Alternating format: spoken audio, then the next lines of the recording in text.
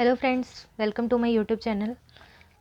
आज हम स्टार्ट करते हैं टेक्निक्स जो कि इंडिविजुअल के लिए किसी भी डिसीजन को लेने के लिए यूज़ करी जाती है।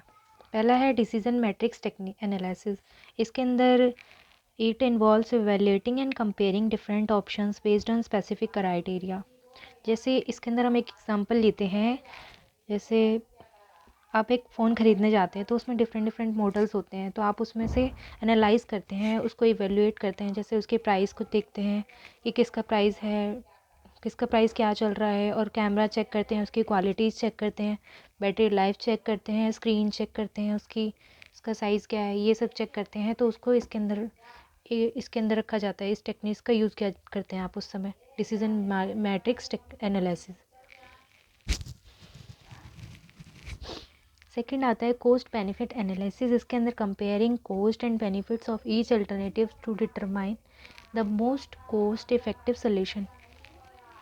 इसमें हम एग्जांपल लेते हैं। जैसे कोई एक पर्सन है जो न्यू न्यू प्रोडक्ट्स को क्रिएट करता है, तो उसके लिए पहले वो डिटरमाइन करता है, एनालाइज करता है कि उसको अगर वो किसी भी एक प्रोडक्ट को, जैसे एग्जांपल में कोई एक प्रोडक्ट है, वो उसको क्रिएट करने में एनालाइज वो मतलब क्रिएट करने में सोचता है कि उसको 2 लाख का उसको कॉस्ट लगेगा, और वो जो सेल करेगा उसको 4,50,000 का सेल करेगा। तो उसको जो बीच में जो प्रॉफिट होता है वो उसको इसके थ्रू एनालाइज करता है, कॉस्ट बेनिफिट एनालाइज के थ्रू, कि उसको कितना बेनिफिट होगा उस प्रोडक्ट को बनाने में, कंपेयर करते हैं। देन थर्ड आता है स्वोट एनालिसिस। इसके अंदर एनालाइज करते हैं strength, weakness and opportunities and threats related to a decision और सिचुएशन। इसके अंदर इंडिविजुअल देखता है कि जो भी वो डिसीज़न लेना चाहता है, ये किस सिचुएशन से रिलेटेड, उसके स्ट्रेंथ को चेक करता है, वीकनेस को चेक करता है, अपॉर्चुनिटीज़ को चेक करता है, एंड थ्रेट्स चेक करता है, जो भी इस डिसीज़न से रिलेटेड थ्रेट्स होते हैं।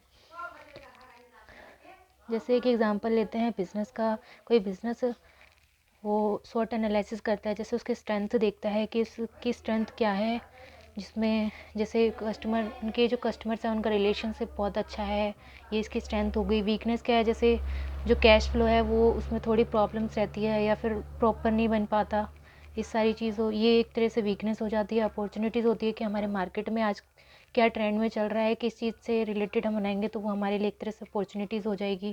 थ्रेट में जैसे अगर उसी टाइप का बिज़नेस किसी ने साइड में स्टार्ट कर लिया तो वो एक तरह से थ्रेट हो जाता है।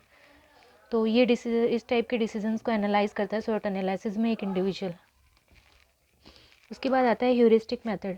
इसके अंदर एक इंडिविजुअल अपने मेंटल अपने ब्रेन मेंटली यूज़ करता है, अपने ब्रेन को शॉर्टकट यूज़ करता है कि इस डिसीज़न को कैसे क्विकली हम ले सकते हैं।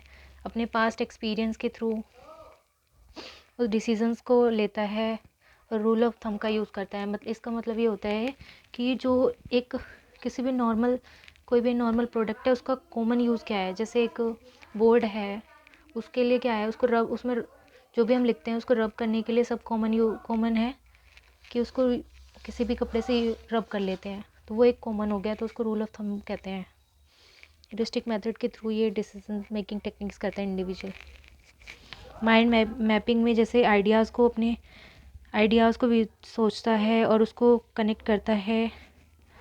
जैसे अगर कोई फ्यूचर में प्रॉब्लम्स आ जाती है, सिचुएशन आएगी, तो वो किस तरह से ऐसे डिसीजन लेगा कि जो वो आइडिया लेगा उससे जो प्रॉब्लम्स है, सॉल्यूशंस है, उसको कनेक्ट कर पाए और उसको क्लियर रहे कि हाँ, अगर ऐसी प्रॉब्लम आती है तो वो इसको कैसे रिजॉल्व करेगा।